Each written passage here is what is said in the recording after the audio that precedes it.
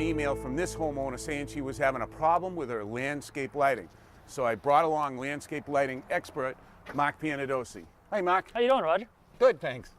Landscape lighting has a lot of uses. Oh, absolutely. Property like this, you've got a nice specimen tree in the front, could be uplit. Oh yeah, this weeping cherry would look beautiful uplit, wouldn't it? Sure would. Another common application is to illuminate front walkways.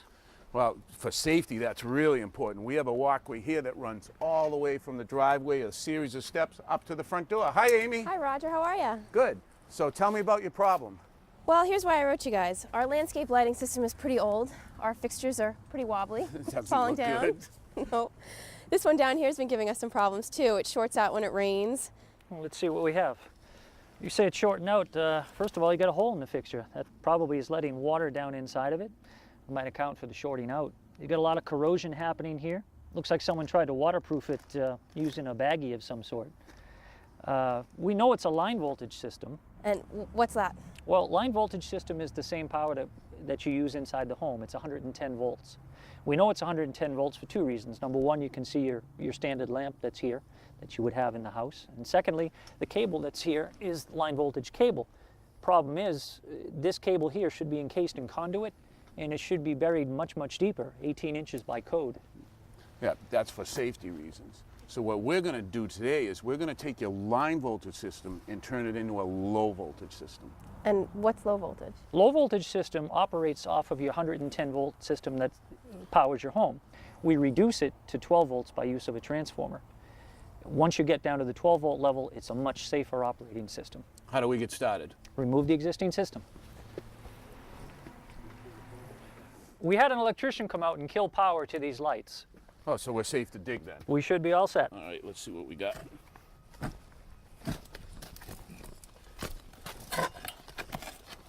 All right, there's a cable right there, Amy. See if you can grab that and just pull it right out of the ground. How's it going here? Let me get it started for you. Yeah, walk down towards Mark with that one. That's coming up pretty easy. Means it wasn't that deep to begin with.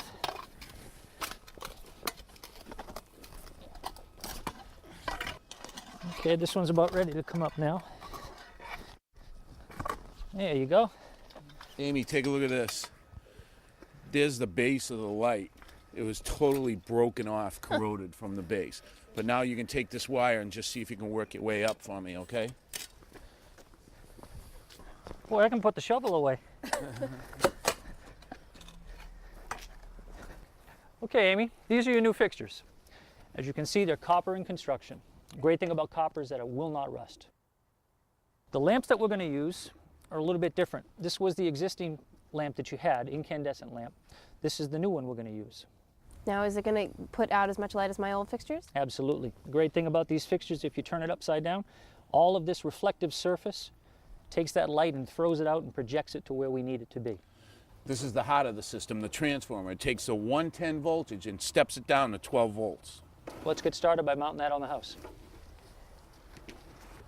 Amy, while the electrician was here, we had him put in an outlet which is connected to a timer in the house. All we have to do is mount the transformer, plug into the outlet. What are you thinking, right about here, Mike? Down a little bit more, Roger. That there you good? go. Yeah. It's always nice when you can mount the transformer behind a shrub against the house. It's a lot less obvious. There we go. And we just plug it into the outlet.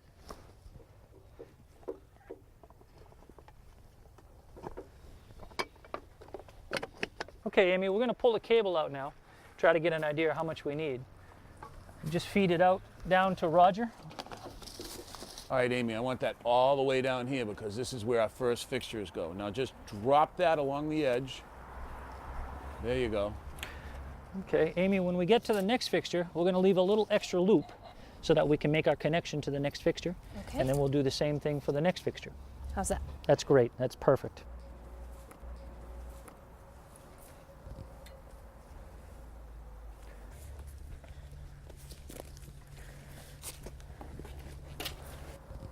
Okay, now that the cable is laid out, we're going to make up the connections at each fixture. Every fixture has leads that run up to the socket. We separate the two wires. This is the cable that runs up to the transformer. We split that. This is the ground stake every fixture comes equipped with. We feed that up onto the stem. And then we tighten it down. Now we're going to make up the connection. We have to strip the wire.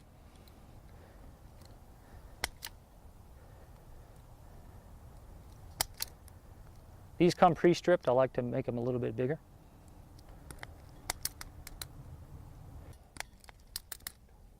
Now the good thing about low voltage wiring is you can't get it wrong. You take one side to one side, the other side to the other side. You can reverse it and it's still going to work. I like to use what's called an ace connector. Basically it's a shrink wrap. You twist the two leads together. This is a brass connector with an Allen screw. You back it off, put the leads in, tighten it up nice and tight, and the same thing on the other side. Now, to make sure it's a waterproof connection, we're going to use heat shrink tubing. You slip that over the end of the brass connector, and then using a propane torch, we're going to heat it up until it seals at both ends.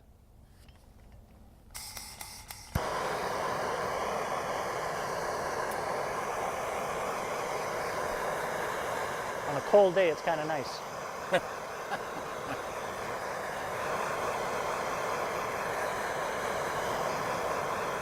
And that's all it takes. We take the pliers just to squeeze the end here. Make sure that we have a nice sealed end to it. It takes a couple seconds to make sure it seals up at the end. And now we just do the other side.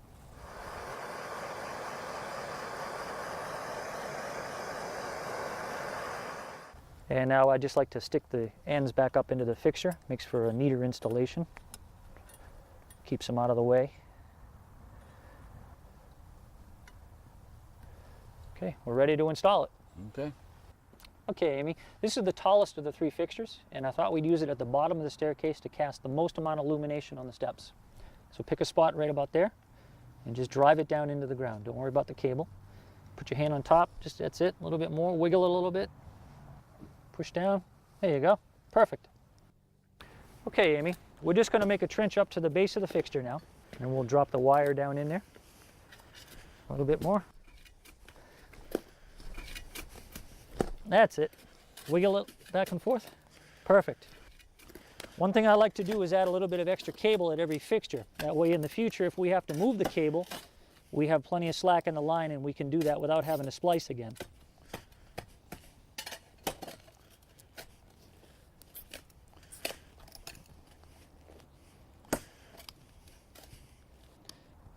And now we're ready to bury the cable.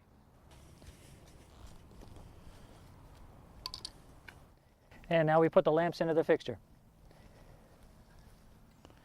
And then the fixture cover goes on.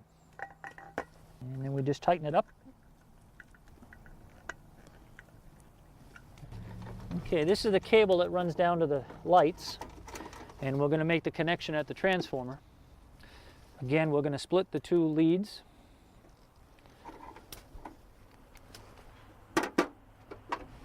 Strip off the ends.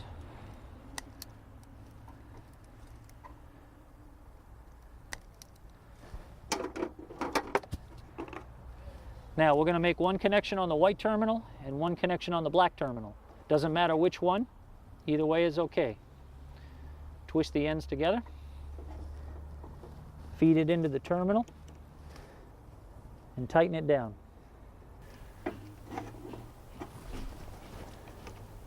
We brought the wire in on the right-hand side and attached to the two terminals. There's space on the left-hand side that we can add to if we do future lighting as well. With the leads connected, we'll just put the faceplate on and we'll be all set.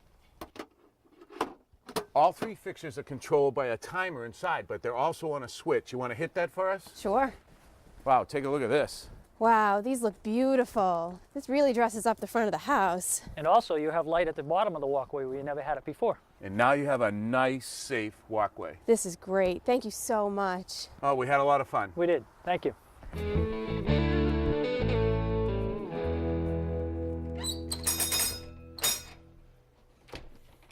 Richard.